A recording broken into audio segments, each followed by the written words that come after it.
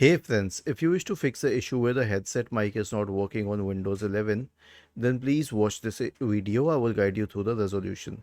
So right click on the start button and select settings from the menu. Now go to the system tab on the list on the left hand side and in the right pane select sound.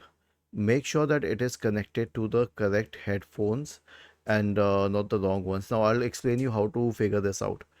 The speakers, the internal speakers will be anything that is connected to the 3.5 jack, be it headphones, be it anything. But if it is connected to the USB jack, then it will be a separate entity.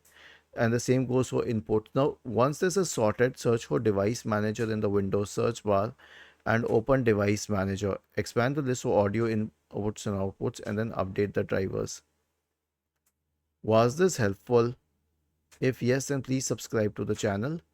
If not, then let us know in the comment section of the video on how we could help you further. Thank you for watching this video and have a nice day.